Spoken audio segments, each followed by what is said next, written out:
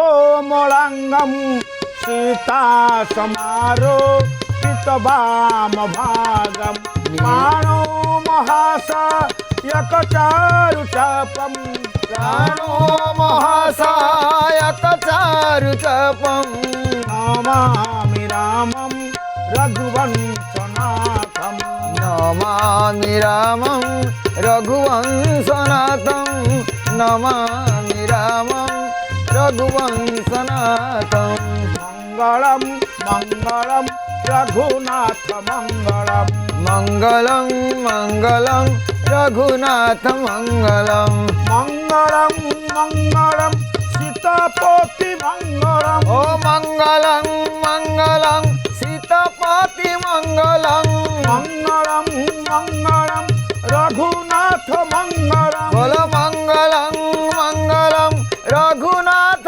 मङ्गलं मङ्गलं मङ्गलं रघुनाथ मङ्गलं बोल मङ्गलं मङ्गलं रघुनाथ मङ्गलं मङ्गल भवन अमङ्गल हरि प्रभु दशरथ अजिर बिहारी मङ्गलं मङ्गलं रघुनाथ मङ्गलं मङ्गलं मङ्गलं सीतापति मङ्गलं सीताराम सीताराम सीताराम गाइए ओहो सीताराम सीताराम सीताराम गाइए राजा राम राजा राम राजा राम कहिए राजा राम राजा राम राजा राम कहिए मंगलम मंगलम रघुनाथ मंगलम मङ्गलं मङ्गलं रघुनाथ मङ्गलं मंगलम मंगलम रघुनाथ मंगलम मङ्गलं मङ्गलं रघुनाथ मङ्गलं मंगलम मंगलम राम कथा मधुरम मधुरं मधुरं राम कथा मधुरं मङ्गलं मङ्गलं सीतापति मङ्गलं मङ्गलं मङ्गलं रघुनाथ मङ्गलं समस्त अमंगल को हरण करी मंगल प्रदान करुथिबा ये राम कथा भितर को आपण को स्वागत। आपण माने शुणुथिले सती ठाकुराणी कथा भी शुणुथिले शंकर भगवान कथा भी शुणुथिले कथा श्रवण गोटे महिमा अछि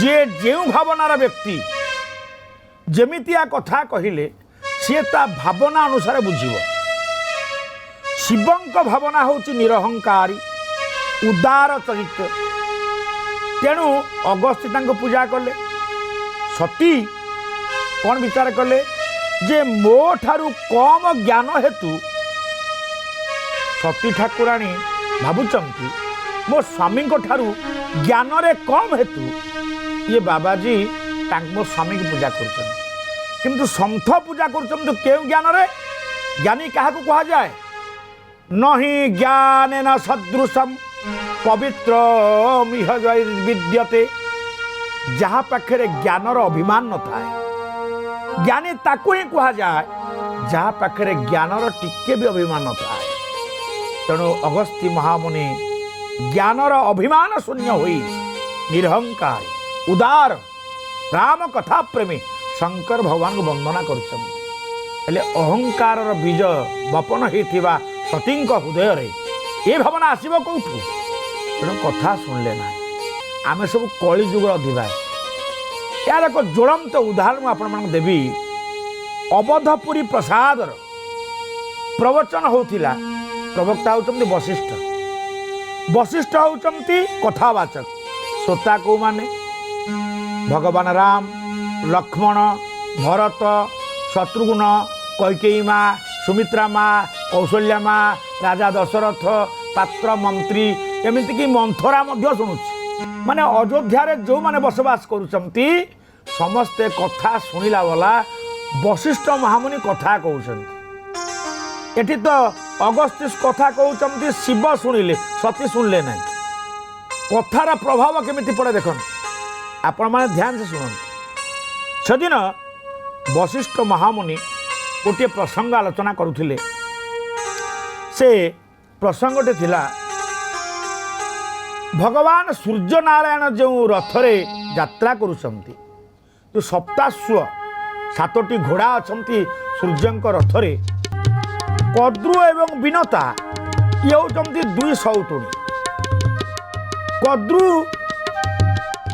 ଉତ୍ତର ଦେବେ ଘୋଡ଼ାର ରଙ୍ଗ, ଘୋଡ଼ା ପୁଚ୍ଛର ରଙ୍ଗ ଧଳା କି କଳା। ବିନତା ମଧ୍ୟ ଉତ୍ତର ଦେବେ ଘୋଡ଼ାର ପୁଚ୍ଛର ରଙ୍ଗ ଧଳା କି କଳା। ହେଲେ କଦ୍ରୁ କପଟ ସ୍ୱଭାବକୁ ଆଦରି ନେଇ ନିଜର ପୁତ୍ର ସନ୍ତାନ ଯେଉଁ କଳା ନାଗ ସବୁ ଥିଲେ, ନାଗଙ୍କ ମାତା ସିଏ, ତୁମେ ତୁରନ୍ତ ଯାଅ ସୂର୍ଯ୍ୟଙ୍କ ଅଶ୍ୱ ଯେଉଁ ପୁଚ୍ଛ, ସେ ପୁଚ୍ଛରେ ସମସ୍ତେ ଓହଳି ପଡ଼ିବ, ଯେମିତି ଧଳାଟା କଳା ଦେଖାଯିବ, ମୁଁ ଜିତିବି। କଦ୍ରୁ କହିଲେ, ହେ ବିନତା, ଯଦି ମୋ କଥା ସତ ହବ ତୁମେ ମୋର ଦାସୀ ହବ, ଯଦି ତୁମ କଥା ସତ ହବ ମୁଁ ତୁମର ଦାସୀ ହେବି। କୁହ ମା, ତୁମର ଉତ୍ତର କ'ଣ?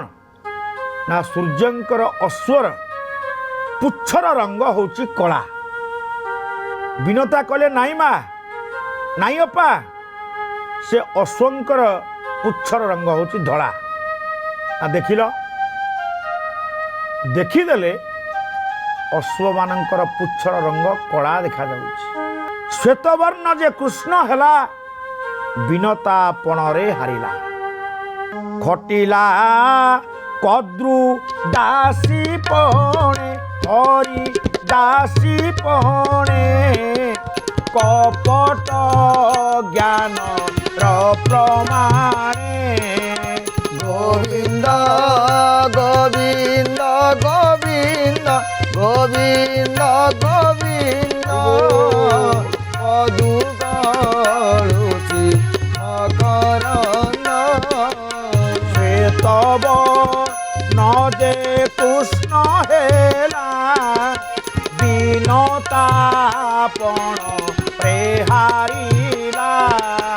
সে মকরন্দ পান করি হেলে তরিলে ব্রজনারী। বশিষ্ঠ কହୁଛନ୍ତି, হে রাম লক্ষ্মণ, হে ভরত, হে শত্রুঘ্ন, আরে ସମସ୍ତେ ଶୁଣ, ଆଜି କଦ୍ରୁଙ୍କର କୂଟ କପଟ ସ୍ୱଭାବ ଯୋଗୁଁ କଦ୍ରୁ ନିଜର ନାଗ ସନ୍ତାନ ମାନଙ୍କୁ ଆଜି ଧଳାକୁ କଳା କରିବାର ଯେଉଁ ବ୍ୟବସ୍ଥା କରିଦେଲେ, ସତ୍ୟକୁ ଲୁଚେଇ ଦେଲେ। ସତ୍ୟ କେବେ ହେଲେ ଲୁଚି ରୁହେ ନା। ଆଜି ବିନତା କଦ୍ରୁଙ୍କର ଦାସୀ ହେଇ ଖଟିବାକୁ ଲାଗିଲେ। ରାମ ଲକ୍ଷ୍ମଣ ଭରତ ଶତ୍ରୁଘ୍ନ ଅନ୍ୟାନ୍ୟ ରାମ ଦରବାର ବା ଅଯୋଧ୍ୟାର ପ୍ରଜାମାନେ ଏ କଥା ଶ୍ରବଣ କରୁଥାନ୍ତି। ହେଲେ ଗୁରୁଦେବ, ତାପରେ କ'ଣ ହେଲା ନା, ଅନେକ ଦିନ ବିତିଗଲା। ଦିନେ ବିନତାଙ୍କର ନନ୍ଦନ ସନ୍ତାନ ଗରୁଡ଼ ପଚାରିଲେ, ମା, ତୁ ଦାସୀ ଚାକରଣୀ ଭଳିଆ ତାଙ୍କ ପାଖରେ ଖଟୁଛୁ, ସେବା କରୁଛୁ, ତୋର ଅଧିକାର କ'ଣ ମୂଳରୁ ଏଇଆ ତୁ ଦାସୀ ଭଳିଆ ସେବା କରିବୁ? ବିନତା କହିଲେ, ଗରୁଡ଼, ଶୁଣିବୁ ଶୁଣିବୁ ସେ କାହାଣୀ, ମୁଁ କାହିଁକି ଦାସୀ ହେଇଗଲି? କହ ମା। ନା ସତ୍ୟକୁ ଅସତ୍ୟରେ ପରିଣତ କରି ଦିଆଗଲା। ନା ମାନେ, ନା ଘଟଣା ହେଉଛି କଦ୍ରୁଙ୍କର ପୁତ୍ର ନାଗମାନେ, ଆମେ 2 ଭଉଣୀଙ୍କ ଏକ ପଣ ରଖିଥିଲୁ। ସୂର୍ଯ୍ୟଙ୍କ ଅଶ୍ୱ ପୁଚ୍ଛର ରଙ୍ଗ କିଭଳି? ଶାସ୍ତ୍ର ପ୍ରମାଣ କରୁଛି, ଅଶ୍ୱ ଯେହେତୁ ଧଳା, ପୁଚ୍ଛ ବି ରଙ୍ଗ ହେଉଛି ଧଳା। ବାପା, ମୁଁ ସତ କହିଥିଲି ତାହା ଧଳା। ଧଳାକୁ କଳା କରି ନିଜ ପଣରେ ଜିତିବା ପାଇଁ କଦ୍ରୁ ତା ପିଲାମାନଙ୍କୁ ଅଶ୍ୱ ପୁଚ୍ଛରେ ଓହଳି ଯିବା ପାଇଁ ପରାମର୍ଶ ଦେଲେ। ଆଉ ସେ ପିଲା ଗୁଡ଼ାକ ମା କଥା ମାନେ ଏତେ ବଡ଼ ଭୁଲ କରିଦେଲେ, ମୋ କଥାଟା ରହିଲା ନାହିଁ, ମୁଁ ହାରିଗଲି। ପୁଅ ପଣ ଥିଲା, ଯିଏ ହାରିବ ସେ ଚାକରାଣୀ ହବ। ସେହି ଦିନଠାରୁ ମୁଁ ଚାକରାଣୀ ହେଇଯାଇଛି। ବିନତା ନନ୍ଦନ ଗରୁଡ଼ କହିଲେ, ମା, ମୁଁ ପରା ଅଛି, ମୁଁ ଥାଉ ଥାଉ ତୋରେ ଦୁଃଖ ମୋଚନ ହବ ନାହିଁ। ଗରୁଡ଼ ବିନତାନନ୍ଦନ ଜାଣିଲେ ଭ୍ରାତା ମନ୍ଦ ଗୁଣ। ଗୋବିନ୍ଦ ଗୋବିନ୍ଦ ଗୋବିନ୍ଦ ମଧୁ ଗଳୁଛି ମକରନ୍ଦ। ଗରୁଡ଼ ନିଜ ଭାଇମାନଙ୍କର ମନ୍ଦ ଗୁଣକୁ ଜାଣିଲା ପରେ କ'ଣ କଲେ? ବିନାଶ କରି ନାଗ କୂଳେ, ହରି ନାଗ କୂଳେ ସତ୍ୟ ଜ୍ଞାନକୁ ପ୍ରକାଶିଲେ। ସେ ମକରନ୍ଦ ପାନ କରି ଏଳେ ତରିଲେ ବ୍ରଜନାରୀ। ମାଙ୍କୁ ଦାସୀପଣରୁ ମୁକ୍ତ କରିବା ପାଇଁ ଗରୁଡ଼ ନିଜର ଭାଇ ନାଗମାନଙ୍କୁ ନଷ୍ଟ କରିଦେଲେ, ନାଗମାନଙ୍କୁ ବିନାଶ କରିଦେଲେ। ବଶିଷ୍ଠ କହିଲେ ଆଜିର ପ୍ରବଚନ ଏଇଠି ରହିଲା। ଏ ପ୍ରବଚନରୁ ତୁମେ କ'ଣ ଶିଖିଲ? ଜଣେ ଜଣେ ଉତ୍ତର ଦିଅ। ପ୍ରିୟ ସଜ୍ଜନ, ଏ କଦ୍ରୁ ବିନତଙ୍କ କାହାଣୀ ସମସ୍ତେ ଶୁଣୁଛନ୍ତି। ରାମଙ୍କୁ ପଚାରିଲେ, ବେଟା ରାମ, ତୁମେ କଦ୍ରୁ ବିନତାଙ୍କ କାହାଣୀ ଯେଉଁ ଶୁଣିଲ, ତୁମେ ଏଥିରୁ କ'ଣ ଶିଖିଲ? ଦେଖନ୍ତୁ, ସମସ୍ତେ ଶ୍ରୋତା ସିଦ୍ଧାନ୍ତ ନିଜର ଭାବନା ଉପରେ ନିର୍ଭର କରେ। ଯିଏ ଯେଉଁଭଳି ଚରିତ୍ର, ଯେ ଯେଉଁଭଳି ଭାବନା ଭିତରେ ନିଜକୁ ଗଢ଼ିଛି, ସେ ସେଇଭଳି ଉତ୍ତରଟା ଦେବ। ରାମ କ'ଣ ଉତ୍ତର ଦେଲେ? କହିଲେ, ଗୁରୁଦେବ, ବିନତା କେବଳ ଦୃଷ୍ଟିକୁ ପ୍ରମାଣ ରୂପରେ ଗ୍ରହଣ କଲେ। ଶାସ୍ତ୍ରକୁ ଯଦି ପ୍ରମାଣ ରୂପରେ ଗ୍ରହଣ କରିଥାନ୍ତେ, ତାହେଲେ ସେ ଜିଦି ଧରିଥାନ୍ତେ ଶାସ୍ତ୍ର କହୁଛି ରଙ୍ଗ ଧଳା, ତେଣୁ ଏଇଟା ସତ୍ୟ। ବିନତା କେବଳ ଦୃଷ୍ଟିକୁ ପ୍ରମାଣ ରୂପରେ ଗ୍ରହଣ କରି ଖାଲି ଦେଖିଦେଲେ ରଙ୍ଗଟା କଳା, ନିଜକୁ ହାର ସ୍ୱୀକାର କରିଦେଲେ। ମୋ ମତରେ ଦୃଷ୍ଟିକୁ ପ୍ରମାଣ ରୂପରେ ଗ୍ରହଣ ନ କରି ଶାସ୍ତ୍ରର ସିଦ୍ଧାନ୍ତକୁ ଯିଏ ପ୍ରମାଣ ରୂପରେ ଗ୍ରହଣ କରିନେବ ଗୁରୁଦେବ, ତାହେଲେ ବିନତା ଦାସୀପଣରେ ଖଟି ନଥାନ୍ତି। କଦ୍ରୁ ହେଉଛନ୍ତି କୁମତିର ପ୍ରତୀକ। କୁମତି ସଦା ସର୍ବଦା ଉଜ୍ଜ୍ୱଳତା ପ୍ରକାଶକୁ ଘୋଡ଼େଇ ଦେବ ଏବଂ ଶ୍ଵେତରୂପୀ ସତ୍ୟକୁ ଅଜ୍ଞାନତାର କାଳିମାରେ ଘୋଡ଼ାଇ ଦେବ କୁମତି ରୂପକ କଦ୍ରୁ। ରାମଙ୍କ ଚରିତ୍ର ଯେମିତି, ଏ କାହାଣୀରୁ ତାଙ୍କର ସିଦ୍ଧାନ୍ତ ଉତ୍ତର ସେମିତି ହେଲା। ବଶିଷ୍ଠ ପଚାରିଲେ, କହିଲେ, ଆଉ କ'ଣ ଜାଣିଛ? ଭଗବାନ ରାମ କହିଲେ, ଧୂମେନ ବ୍ରିୟତେ ବହ୍ନି ଯଥାଦର୍ଶ ମଳେନ ଚଃ। ଭଗବତ ଗୀତାରେ କୁହାଯାଇଛି, ଗୋଟେ ଆଦର୍ଶ ଦର୍ପଣ। ଦର୍ପଣ ଉପରେ ଯଦି ମଳି ବସିଯାଇଛି, ଆଉ ମୁଖଟା ଭଲ ଦେଖାଯିବ ନାହିଁ। ବିମ୍ବ ସେଇ ମଳିଆ ଦର୍ପଣ ଆଗରେ ନିଜ ମୁଖକୁ ଦେଖିଲେ ପ୍ରତିବିମ୍ବ ବି ମଳିଆ ଦେଖାଯିବ। ତେଣୁ ଦର୍ପଣ ଉପରୁ ଯଦି ମଳିକି ସଫା କରି ଦିଆଯିବ, ତାହେଲେ ପ୍ରକୃତ ପ୍ରତିବିମ୍ବ ସଫା ହେଇଯିବ। ତେଣୁ ଗୁରୁଦେବ ବିନତା କେବଳ ଦୃଷ୍ଟିକୁ ପ୍ରମାଣ ରଖି ଶାସ୍ତ୍ରକୁ ପ୍ରମାଣକୁ ଗୁରୁତ୍ୱ ନ ଦେବାରୁ ଦୁଃଖ ଭୋଗିଲେ। ବଶିଷ୍ଠ କହିଲେ, ରାମ, ତୁମର ସିଦ୍ଧାନ୍ତ ମଧ୍ୟ ଉତ୍ତମ ଲାଗିଲା। ଆଚ୍ଛା ଭରତ, ତୁମେ କ'ଣ ଶିଖିଲ? ଭରତ କହିଲେ, ଗୁରୁଦେବ, ତାଙ୍କର ଭରତଙ୍କ ବିଚାରଶାଳା ଦେଖନ୍ତୁ। କହିଲେ, ମୁଁ ଶିଖିଲି କଦ୍ରୁଙ୍କର କପଟତାକୁ ଯଦି ମା କହିଲା ତୁମେ ଯାଇକି ଲାଞ୍ଜରେ ଓହଳି ପଡ଼, ଇଏ ପୁଅମାନଙ୍କର ଭୁଲ। ମାକୁ ବିରୋଧ କରିଥାନ୍ତେ, ମା ତୁମେ ଭୁଲ କରୁଛ। ଧଳା ରଙ୍ଗଟାକୁ କଳା କରିବା ପାଇଁ ଆମକୁ ତୁମେ ପଠଉଛ, ଏଇଟା ତୁମର ଭୁଲ। ଦେଖନ୍ତୁ ଭରତଙ୍କ ଚିନ୍ତାଧାରା।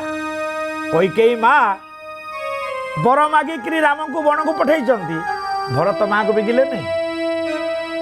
ତାଙ୍କ ଚିନ୍ତାଧାରା ଯାହା, ସେ ସେଇଭଳି ଉତ୍ତର ଦେଲେ। କହିଲେ, ପିଲାମାନେ ଅସତ୍ୟଟାକୁ ସତ୍ୟ କରିବା ବା ସତ୍ୟକୁ ଅସତ୍ୟ କରିଦେବାରେ ସହଯୋଗ କରିବା ଉଚିତ ନଥିଲା। এইটা মোর শিକ୍ଷା বড় মানଙ୍କର জ্ঞানକୁ ମଧ୍ୟ ବିଚାର ପୂର୍ବକ ପାଳନ କରିବା ଉଚିତ। ହେ ଗୁରୁଦେବ ଏ କାହାଣୀରୁ ମୁଁ ଏହା ଶିଖିଲି। ବୋଲେ ଶତ୍ରୁଘ୍ନ ତୁମେ କ'ଣ ଶିଖିଲ? ଅନ୍ତର୍ମୁଖୀ ଜ୍ଞାନର ପ୍ରତୀକ ହେଉଛନ୍ତି ଶତ୍ରୁଘ୍ନ ମହାରାଜ। କହିଲେ ଏମିତିଆ ଗୋଟେ ବିବାଦ କରିବା ପଣ ରଖିବା ବ୍ୟର୍ଥ ଚିନ୍ତାଧାରା।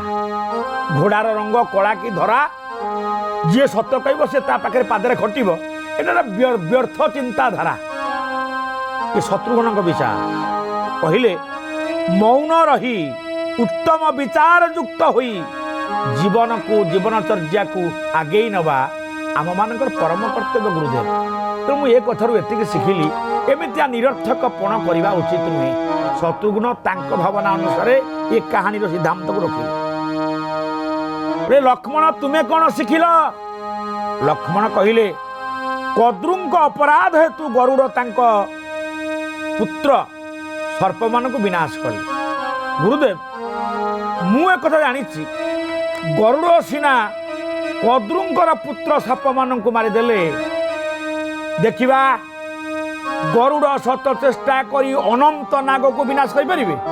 ଲକ୍ଷ୍ମଣ ଟିକେ କ୍ରୋଧୀ ରାଗି କହିଲେ ଅନନ୍ତକୁ ବି ମାନେ ସେ ନଷ୍ଟ କରିପାରିବେ ନାହିଁ। କହିଲେ ଏପରି ଏକ ସର୍ପ ଅଛି ଯାହାକୁ ଗରୁଡ଼ ମଧ୍ୟ ଭୟ କରନ୍ତି। ସେ କ'ଣ ଭାବିଲା କି କଦ୍ରୁଙ୍କ ସନ୍ତାନକୁ ମାରିଦେଲା ବୋଲି ଭାରି ଅହଙ୍କାର ହେଇଗଲା। କହିଲେ ଗୁରୁଦେବ ମୁଁ ଏଥିରୁ ଶିଖିଲି କଦ୍ରୁ ଆହୁରି ମଧ୍ୟ ଭୟଙ୍କର ସର୍ପ ଅଛନ୍ତି ଯାହାକୁ ଗରୁଡ଼ ଭୟ କରନ୍ତି, ଅନନ୍ତ ଭଗବାନଙ୍କର ଚରଣାଶ୍ରିତ ବ୍ୟତୀତ। କହିଲେ ଯେଉଁ ଅନନ୍ତ ସ୍ୱୟଂ ନାରାୟଣ ତାଙ୍କ ଚରଣରେ ଶରଣ ପଶିଗଲେ କେହି ବି ଯେତେ ବଡ଼ ଗରୁଡ଼ ଆଉ କ୍ଷତି କରିପାରିବ ନାହିଁ। ଲକ୍ଷ୍ମଣ କଥା ବିଚାର କଲେ। ହଠାତ୍ ବଶିଷ୍ଠ ପଚାରିଲେ ଆଚ୍ଛା ମନ୍ଥରା ଆଜି ପ୍ରବଚନକୁ ଆସିଛ? ମନ୍ଥରୀ ବୁଢ଼ୀ ଠିଆ ହେଲା। ହଁ ହଁ ଗୁରୁଦେବ ମୁଁ ଶୁଣୁଥିଲି। ନା ଏ କାହାଣୀରୁ ତୁମେ କ'ଣ ଶିଖିଲ? ମନ୍ଥରା ଆଜି ଉତ୍ତର ଦେଉଛନ୍ତି। ଗୋସ୍ୱାମୀ ତୁଳସୀ ଲେଖୁଛନ୍ତି ବା ବା ବା ବଡ଼ ବିଚିତ୍ର ଏ କାହାଣୀ। କଦ୍ରୁବିନ ତହି ଦିନ ଦୁଃଖ ତୁମ ହିଁ କୌଶଲ୍ୟା ଦେବ। ଶ୍ରୀରାମ जय राम जय जय राम जय जय सीताराम। भरत बंदी गृह सही होई लखनु राम केले। श्री राम जय जय राम जय जय राजा राम। ଧରା କହିଲେ ଗୁରୁଦେବ ମୁଁ ଗୋଟେ ଦାସୀଟାଏ, ଏ କୈକେୟୀ ମାର ସେବା କରିବା ପାଇଁ ଆସିଛି। ଇଏ ପିଲାମାନଙ୍କ ଆଗରେ ମତେ ଗୋଟେ ପ୍ରଶ୍ନ ପଚାରୁଛ କ'ଣ ଶିଖିଲୁ? ନାଇଁ ଗୁରୁଦେବ ମୁଁ କିଛି ଶିଖି ନାହିଁ। ଦେଖ ମନ୍ଥରା ଲୋଭର ପ୍ରତୀକ, ଲୋଭମୟୀ ମନ୍ଥରା କପଟତାର ପ୍ରତୀକ। ସେ ଯାହା ଶିଖିଲା ସେ ଶିକ୍ଷାଟାକୁ କାମରେ ଲଗେଇବା ପାଇଁ ପୁରା ଘୋଷିକି ମନ ରଖିଲା, ଆଉ ଗୁରୁଙ୍କୁ ଉତ୍ତର ଦେଲା ନାହିଁ। ଆଜି କୈକେୟୀ ମାକୁ ଏଇ କଥାଟି କହିଲା କେତେବେଳେ? ଯେତେବେଳେ କୈକେୟୀ ବର ମାଗିବ ଏଇ କଥା କହିଲା।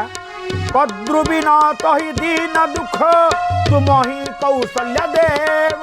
बोलो श्री राम जय राम जय जय सीताराम।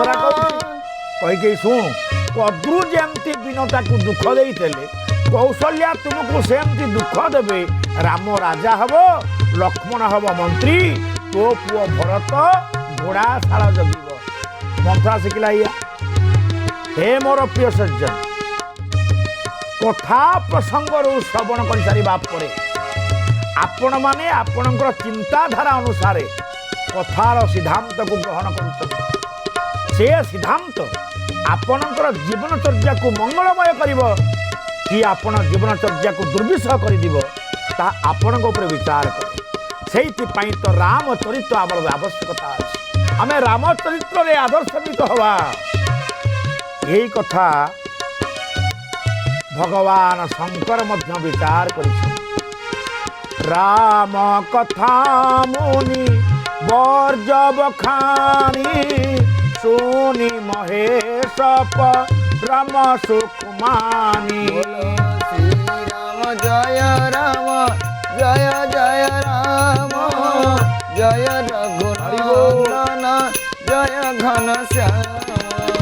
कहत सुनत रघुपति गुण गाथा गछु दिन तोहार हे गिरिना श्री राम जय जय राम जय रघुनंदन जय घनश्याम।